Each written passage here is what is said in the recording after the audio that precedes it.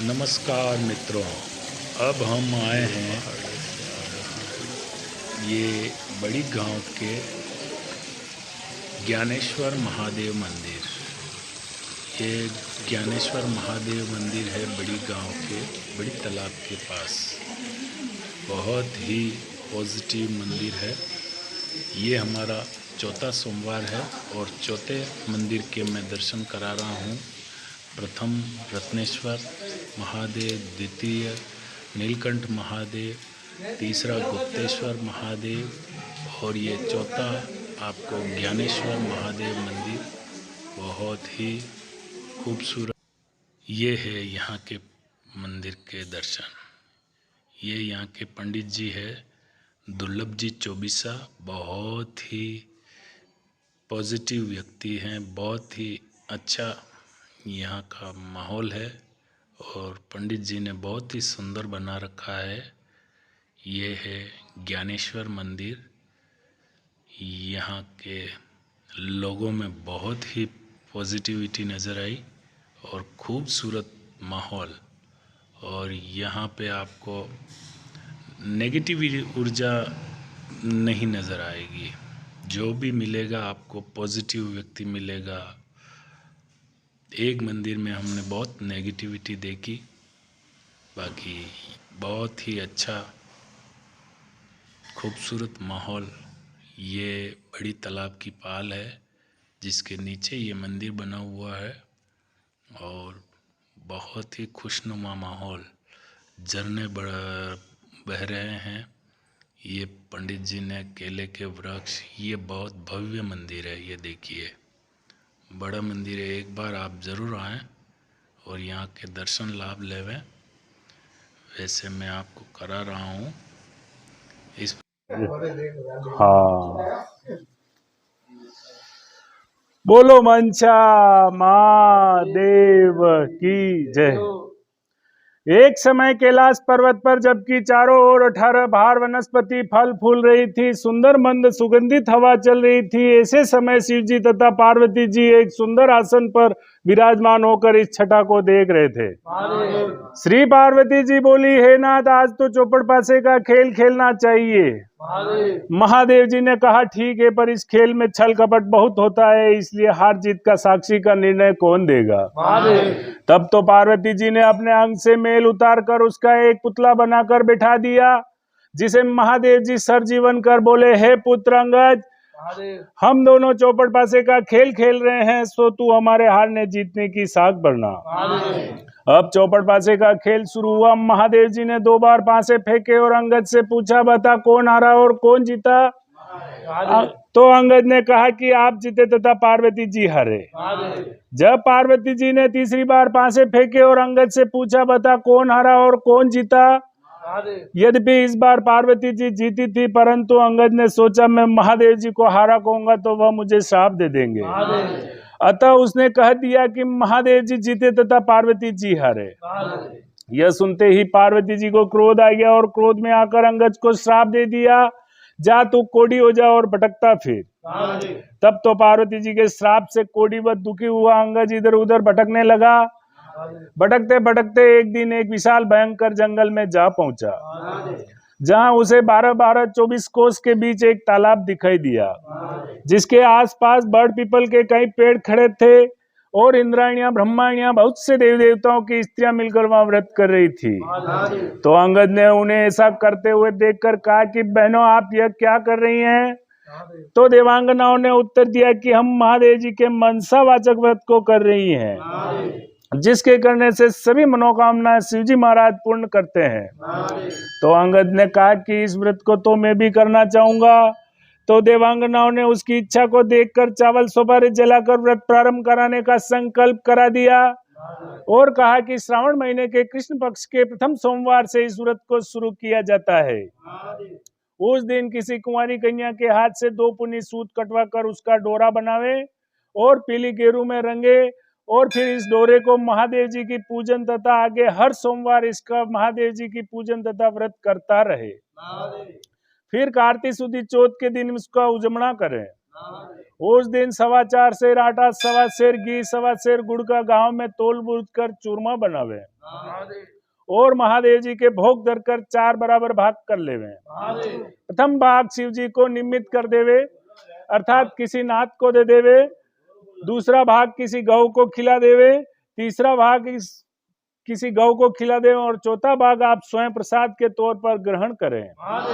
शेष बिना छोटे बड़े का भेदभाव किए सबको बराबर बराबर बतरा देवे।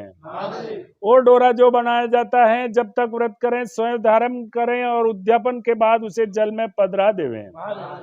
बस इस व्रत का यही विधान है। तब तो अंगद ने नियमानुसार मनसावाचक व्रत प्रारंभ किया।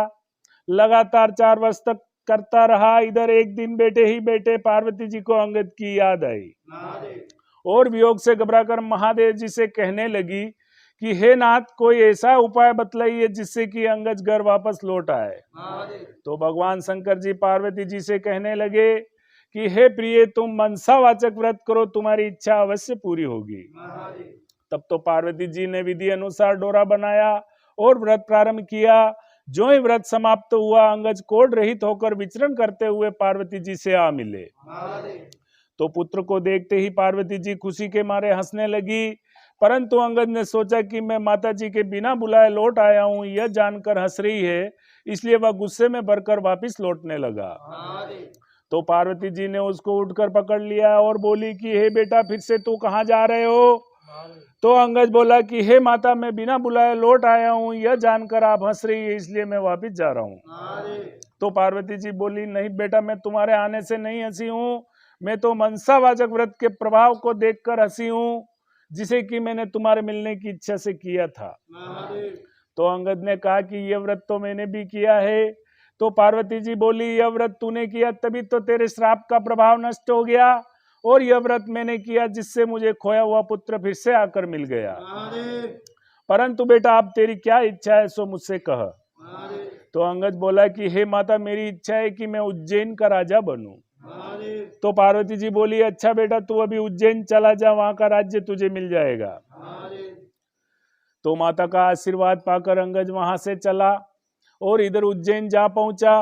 और इधर उज्जैन के राजा ने अपनी इकलौती कन्या का स्वयंवर रखा था और शर्त रखी थी कि हथिनी जिसके गले में वरमाला डाल देगी, राजकन्या का ब्याह उससे कर दिया जाएगा।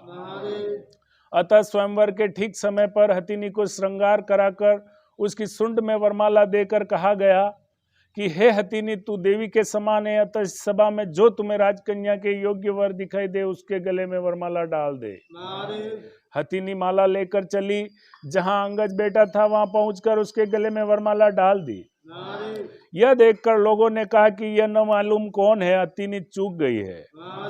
अतः इस लड़के को अंगज को वहां से हटाकर फिर से हथिनी को माला दी गई और कहा गया कि हे हथिनी, इन सभी में तुम्हें जो राजकन्या के योग्य वर दिखाई दे, जो उज्जैन का राज्य अच्छी तरह संभाल सके, उसके गले में वरमाला डाल दे। तब हथिनी दूसरी बार माला लेकर चली और अंगज के पास जाकर फिर से माला पहना दी। तो लोग कहने लगे कि हथिनी इस लड़के से परच गई है, अतः उसे दरवाजे से बाहर बिठा दिया गया। परंतु जब हथिनी को तीसरी बार माला दी गई तो हथिनी दरवाजे से बाहर निकलकर फिर से उसी बालक को गले में वरमाला पहना दी। फिर क्या राजा ने कहा, जैसा होनहार है होगा, नगर सेठ को बुलवाया और कहा कि इस बालक को तुम अपने घर ले जाओ। फला लग्न पर श्रृंगार कर, सज धज कर, बारात सजा कर लग्न के समय ले आओ। नगर सेठ बालक को अपने घर ले गया और लड़के का खूब श्रृंगार कर, बारात सजा कर लग्न के समय ले आया। बड़ी धूमधाम के साथ विवाह संपन्न हुआ और राजा ने राजपाट कन्यादान में दे दिया। बोल मंचा महादेव की जय। दो है। हाँ।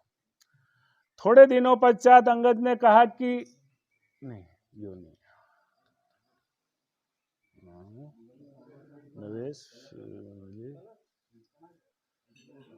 विवाह पश्चात जब वरवधु महलों में गए तो राजकुमारी ने अंगद से पूछा कि हे नाथ, आपकी जाति क्या है, आपका नाम क्या है और आपके पिता व ग्राम का नाम क्या है।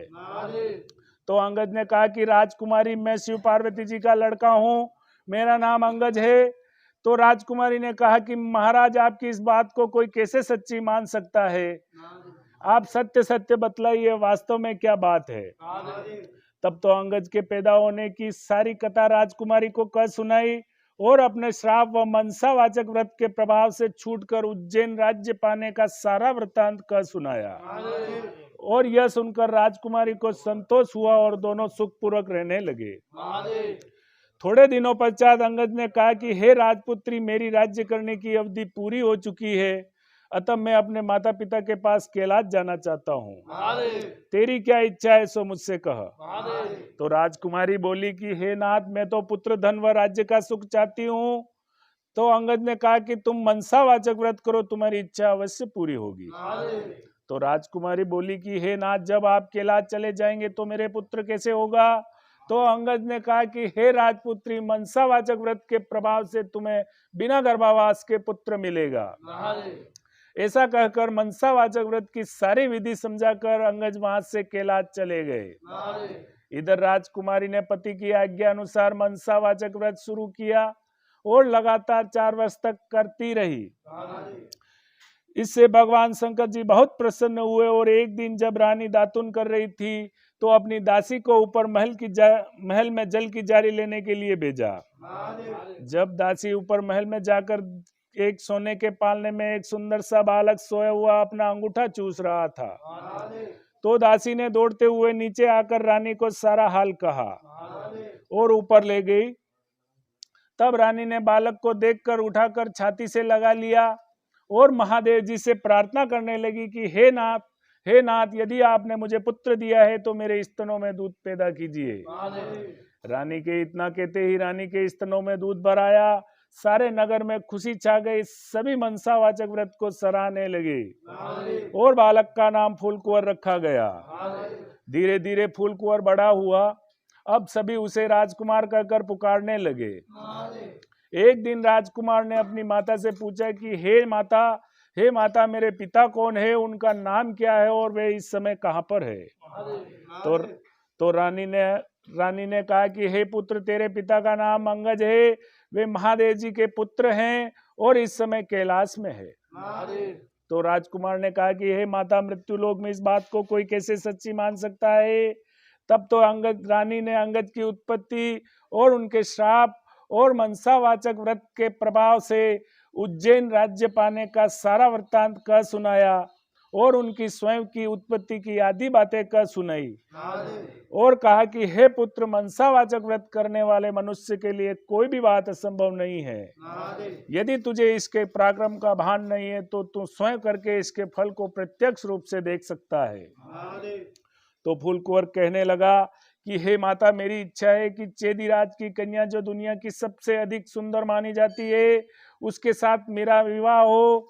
क्या इस व्रत के करने से ऐसा हो सकता है? तो रानी ने कहा कि हाँ, इस व्रत के करने से तुम्हारी इच्छा अवश्य पूरी होगी। तब तो फूलकुंवर ने माता से संपूर्ण विधि पूछकर व्रत प्रारंभ किया। लगातार 4 वर्ष तक करता रहा। भगवान शंकर जी फूलकुंवर पर बहुत प्रसन्न हो गए और एक दिन राजा चेदीराज के स्वप्न में दर्शन देकर कहा कि हे चेदीराज, तुम मेरे कहने से अपनी राजकुमारी का विवाह उज्जैन के राजकुमार से कर दे।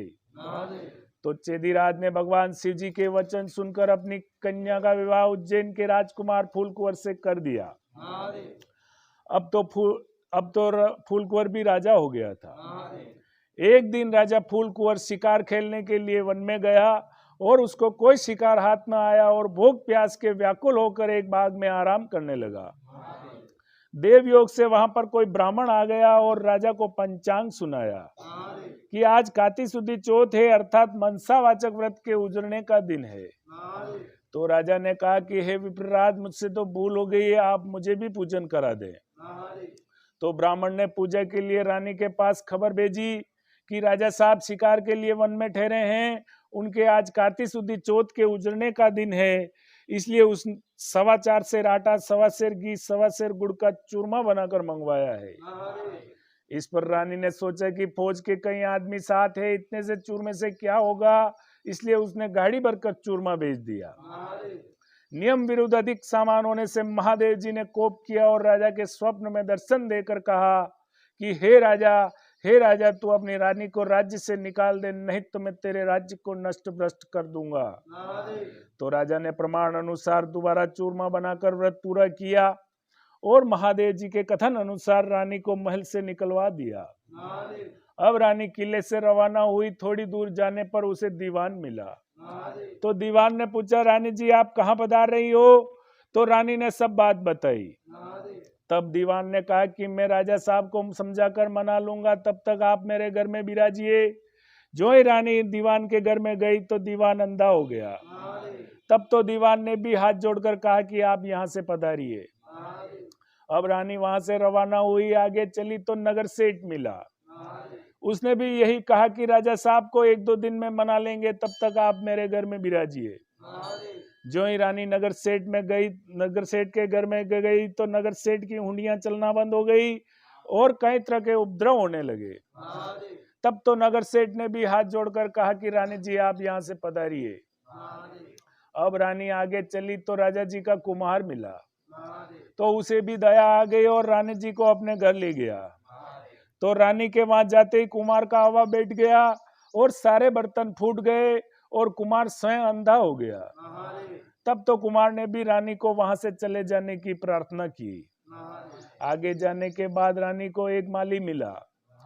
तो उसने भी पूछा, रानी जी आप कहाँ पधार रही हो? तो रानी ने कहा कि राजा साहब ने मुझे देश निकाला दिया है। तो माली को भी रानी पर दया आ गई और वो अपने बाग में ले गया और कहा कि राजा जी का क्रोध शांत हो, तब तक आप मेरे बाग में रहिए। रानी के वहां जाते ही बाग के सारे पेड़ पे पौधे सूख कर जलने लगे और खेत कुओं का पानी सूख गया और माली को भी कम दिखने लगा। तब तो माली ने भी रानी को वहां से चले जाने को कह दिया। अब रानी वहां से निकलकर विचार करने लगी कि मुझसे ऐसा क्या पाप हो गया है कि मैं जहां भी जाती हूँ सत्यानाश होने लगता है। ऐसा सोचते सोचते वह रानी आगे चली तो देखती है कि 2 रास्ते हैं। पूछने पर मालूम हुआ कि एक रास्ता 6 महीने का और एक रास्ता 3 दिन का। रानी 3 दिन के रास्ते से चली। आगे रास्ते में उसे एक शिप्रा नाम की नदी मिली। रानी दुख के मारे उसमें कूदकर आत्महत्या करनी चाहिए। जो ही रानी नदी के अंदर कूदी तो वह नदी भी सूख गई। आगे चलने के बाद उसे एक पर्वत आया। रानी ने सोचा इस पहाड़ पर चढ़कर गिर पड़ो। जो ही रानी पहाड़ पर चढ़कर गिरने लगी तो वह पर्वत भी जमीन के बराबर हो गया। आगे जाने के बाद उसे एक सिंह दिखाई दिया। रानी ने सोचा इस सिंह को छेड़ू, वह मुझे खा जाएगा तो अच्छा है। जो ही रानी सिंह के ऊपर हाथ फेरा तो वह सिंह भी पत्थर का हो गया। आगे जाने के बाद एक बड़ा भारी अजगर सर्प दिखाई दिया। रानी ने सोचा इस सर्प को छेड़ू, वह मुझे खा जाएगा तो अच्छा है। जो ही रानी ने सर्प के ऊपर हाथ फेरा तो वह सर्प भी रस्सी का हो गया। रानी हार खाकर आगे चली तो क्या देखती है कि एक बड़ा भारी पीपल का वृक्ष है। उसके पास एक सुंदर कुआं बना हुआ है और एक मंदिर बना हुआ है। रानी मंदिर में जाकर मुंह ढककर बैठ गई और ओम नमः शिवाय इस पंचाक्षरी मंत्र को जपने लगी। उस दिन कार्तिक सुदी चौथ के उजड़ने का दिन था और मंदिर का पुजारी नाथ गांव में सामान लेने के लिए गया था। वहां पर उसको कुत्तों ने काट खाया।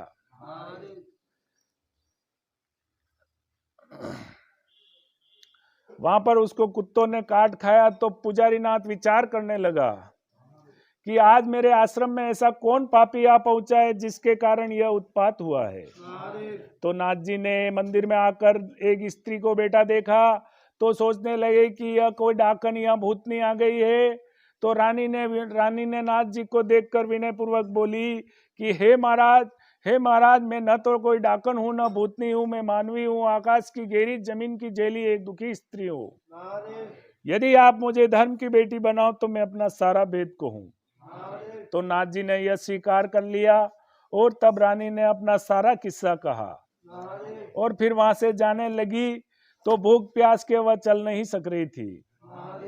तब नाथ जी ने उजड़ने का एक बाग का लड्डू दिया और लड्डू को देखते ही रानी को व्रत की याद आई। इतने में नाथ जी ने कह दिया कि आज कार्तिक सुदी चौथ है, यह मनसावाचक व्रत का प्रसाद है। इसका नियम है कोई राजा हो तो अधिक प्रसाद न बनावे, इसलिए यह 1 भाग का लड्डू है। तो रानी को समझ में आ गई कि मैंने चूरमा ज्यादा भेजा था, इसलिए मुझ पर महादेव जी ने कोप किया है। ऐसा विचार कर रानी ने नाथ जी से कहा कि महाराज, इस व्रत को तो मैं भी करना चाहती हूँ। तब नाथ जी ने कहा कि यह श्रावण महीने का प्रथम सोमवार आ रहा है, उस दिन इस व्रत को तुम शुरू करना। तो रानी ने नियमानुसार व्रत शुरू किया।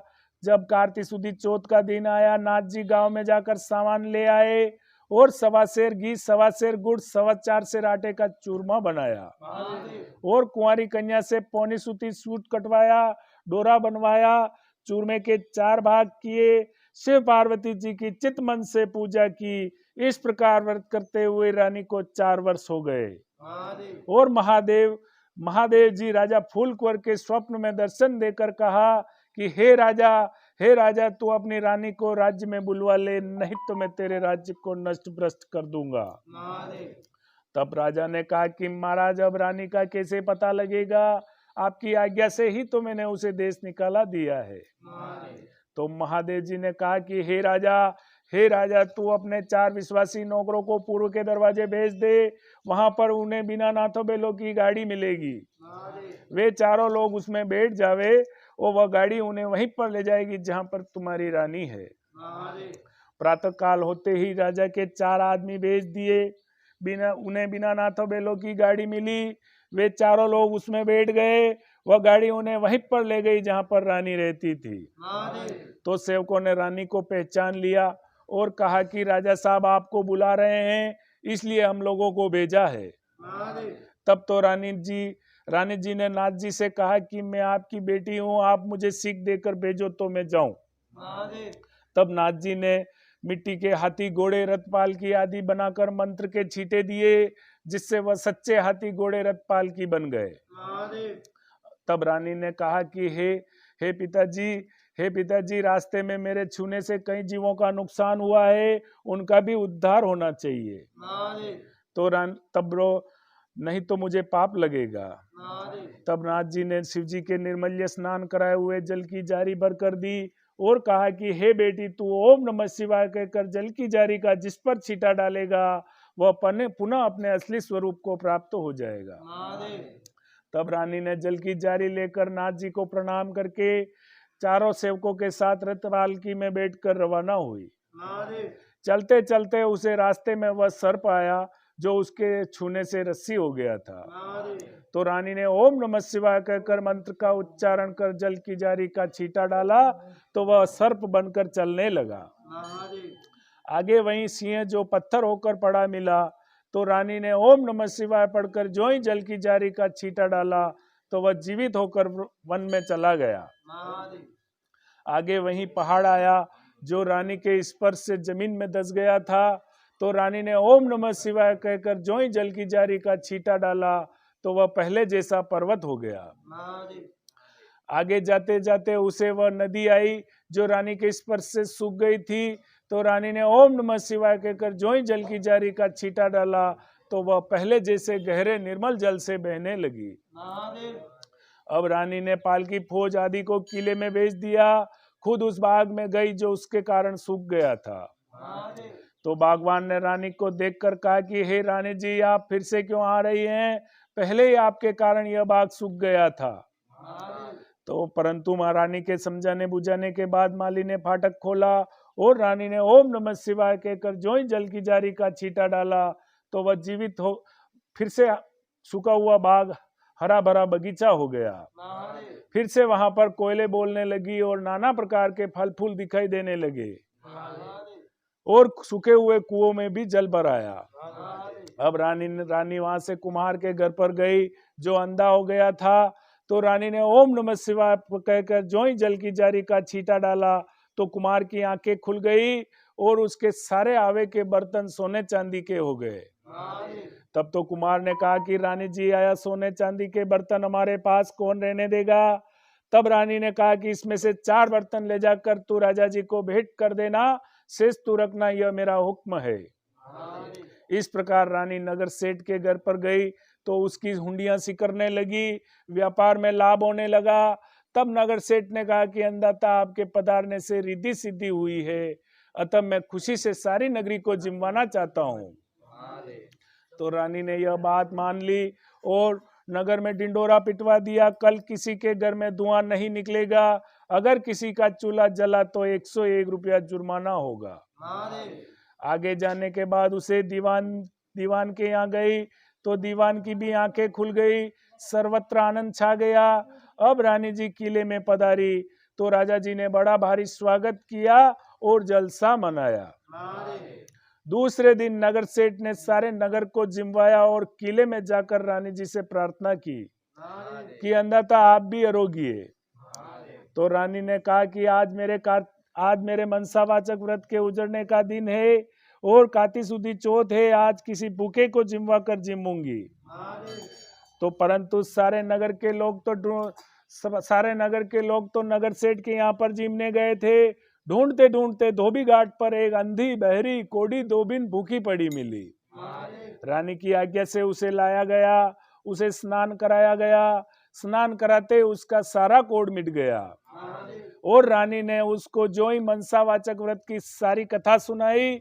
कथा सुनाते उसके लिए स्वर्ग से विमान आया और बूढ़ी धोबिन कथा सुनने, प्रसाद लेने मात्र से सदैव के लिए वैकुंठ चली गई। इस प्रकार राजा रानी हर साल मनसावाचक व्रत करते रहे, संसार के सभी सुखों को भोगते रहे। अंत में पुत्र को राजगद्दी देकर शिवलोक सिधार गए। बोल मनसा महादेव की जय, महादेव की जय। अब आरती कर लेंगे। आरती का वीडियो नहीं डाल पाऊंगा, आरती के लिए अब सब खड़े हो जाएंगे कहीं बोल सूख तो नहीं भी और अपने बोलो। अब अपन चलते चलते रास्ते में मैं आपको ज्ञान सागर जो बड़ी में इस मंदिर के पास में स्थित है, ज्ञान सागर के दर्शन कराता हूँ। इस तालाब की खासियत है, इसके स्वच्छ पानी में जो कांजी की नहीं आती है। इसमें किसी ऋषि ने श्राप दिया है, इसमें कांजी नहीं आती है और काफ़ी बड़ा तालाब है। इसकी पाल की बंदई 80 फीट है और इसमें पानी की भराव क्षमता ज़्यादा है और बड़ा खूबसूरत तालाब है। इसी प्रकार मैं हर सोमवार आपको नए नए मंदिरों के दर्शन कराऊंगा। कृपया मेरे चैनल को लाइक करें, शेयर करें, सब्सक्राइब करें ताकि मेरा हर वीडियो आप तक पहुंचे। और 16 सोमवार 16 महादेव के मैं आपको दर्शन कराऊंगा। ये बड़ी का खूबसूरत तालाब। जय महादेव और चैनल को सब्सक्राइब ज़रूर कर लें। ये पानी का लेवल